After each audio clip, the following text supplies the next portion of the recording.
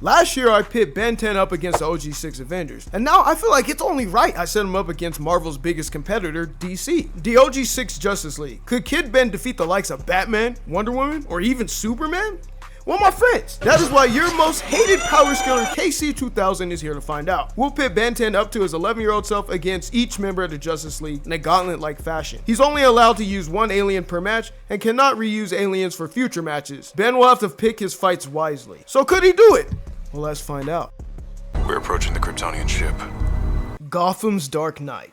Keeping the goons who's been preaching K-Dot saved hip-hop off the streets. He's the type of guy to beat you senseless for jaywalking, have you walking around like these, and then have the nerve to say, "Now talk."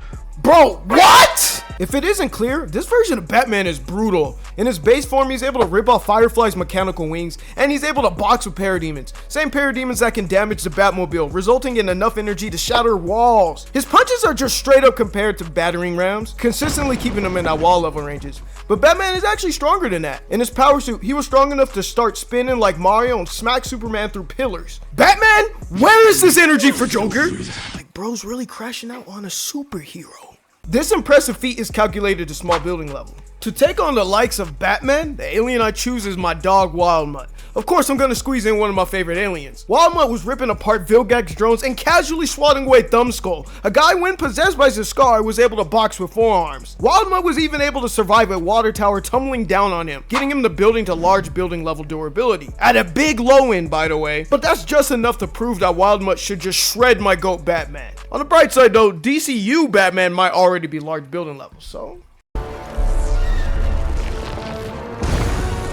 In the DCEU, we have villains all abroad. We got Starro, we got Joker, and we even got Darkseid. And some way, somehow, this guy's the most evil of all of them. Yes, entering the Flash.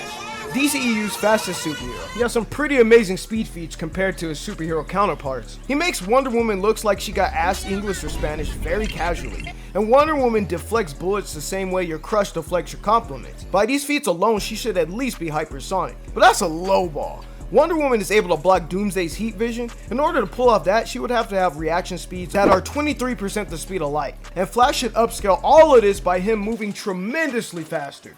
And let's discuss an at minimum top 10 moment in any superhero movie. When Flash reversed time after the Mother Box was unleashed. Also reversing time through speed in his own movie too. So yeah, it's pretty clear he's well beyond the speed of light. He's not just fast, but pretty powerful as well. Being able to hurt and damage Kryptonians who can press early Man of Steel Superman. Superman at this time should be around at least town level due to him being able to crash through mountains. And possibly small country to multi-continental for one shot in the world engine. So Flash, despite being weaker, should possibly come around these ranges too. Now, most of y'all probably think the obvious pick for Ben is Accelerate. But Flash with the Speed Force is much faster. So let's actually counter the Flash. Flash couldn't hang with physically stronger opponents, usually opting to avoid them. So in that case, I choose Diamond Head. One of Ben's go-to aliens and definitely one of his strongest. Diamond Head, when used by a weaker Kevin, can take a beating from forearms. Same forearms who could crack the Big Tick's armored shell. The Big Tick can endure planets exploding, with calculations for its durability being at least multi-continental. To further support why Diamond Head is comparable to forearms, he fought and beat upgraded malware, when weaker malware could box forearms, and forearms too also box with upgraded malware. So Diamond Head should be at least in this tier. Flash may be faster, but he lacks the AP to truly damage Diamond Head.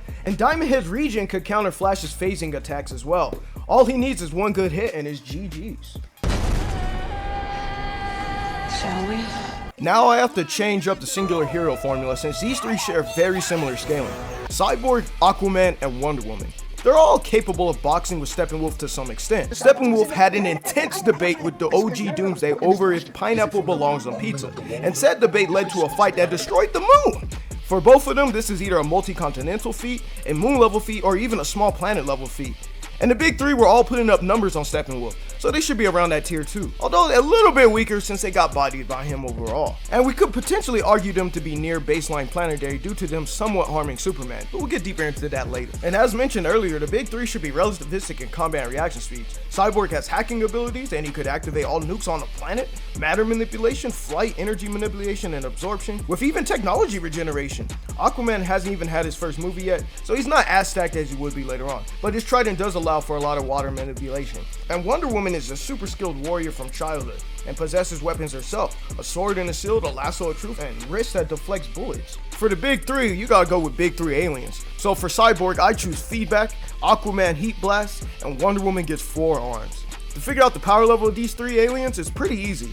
They all have beaten or could put up a fight against Malware. Thanks to Omniscaler, we know Malware can absorb the energy from a helix that was going to blow up a large moon. And then he becomes stronger from absorbing said energy, which would be 272 zetatons or high planetary. Feedback and 4 arms both defeated this upgraded Malware, while Heat Blast was boxing with the ugly version of Malware. Feedback could react to the tachyon cannon, and the speed required to do this is thousands of times the speed of light. So Feedback will give Cyborg the flash treatment, seeing him like a statue, and then he just absorbs his energy and fires it right back at him with much higher AP. Aquaman is not exactly weak to fire. He tanked explosions just fine, but he's not exactly flame resistant either. Heat Blast would counteract Aquaman's main asset, water, while also being way more powerful. And as for 4 arms versus Wonder Woman, I think it's a pretty cool fight. Like Wonder Woman fighting Ares, then 4 arms also fighting gods, and they're both like warriors of their team. And honestly, if the stats were closer, I'd give it to Wonder Woman. But since it's not closer, she's closer to multi-continental to maybe planetary, 4 arms would be deeper into planetary, making him stronger. He would also just be too fast on relativity to Feedback. So overall, 4 arms would take the W. It's time. We now arrive to DC's greatest superhero, Superman. Yeah, I said it. It's a fact. Don't get mad at me. And DCEU Superman is nothing short of powerful. Remember all of that rambling I did for the past guys? Superman eclipsed all of that, absolutely dominating the rest of the leaguers and making Steppenwolf look straight trash. A killing bro from Steppenwolf couldn't even make him budge. He might as well throw a pillow at him at that point.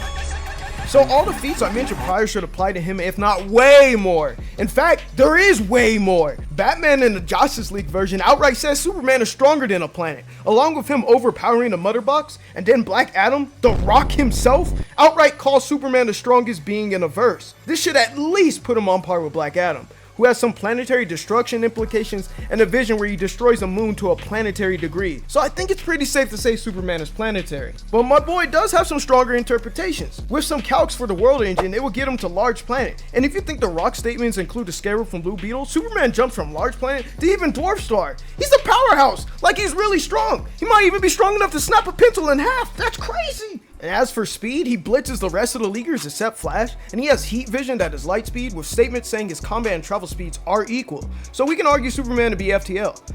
Then he's stacked with abilities such as flight, heat vision of thousands of degrees and ice breath, and solar absorption to power up. DCEU Superman is not a joke, and Kid Ben would have to ult for him in this case. He would have to go big. Way big?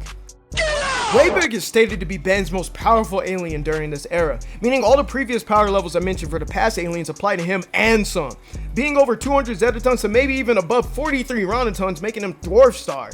That way Ben won't become a Steppenwolf 2.0 and get absolutely sauced on by a tiny fly. He'd be able to pound my goat into the ground, pause. But if we use Blue Beetle stuff, Superman would actually be stronger, and Way Big's gonna be looking at us for some help, like we can help him. But since that's a high-end for some, it's fair we use a high-end for Way Big. In Destroy All Aliens, Ben was able to box with an adult Toku star. We know based off later feats, Way Big would have dwarf star to even solar system scaling. Kid Ben shouldn't be as strong as this, but he's just somewhat fair, giving him just enough to defeat Superman. And he did it! Despite having some difficulties, Kid Ben is able to tangle with the likes of the Justice League. But will he be able to do the same with the DCU Justice League? I guess we'll just have to find out for another time. But what do you guys think? Be sure to let me know in the comments below. And with all of that out of the way, I'll catch y'all later.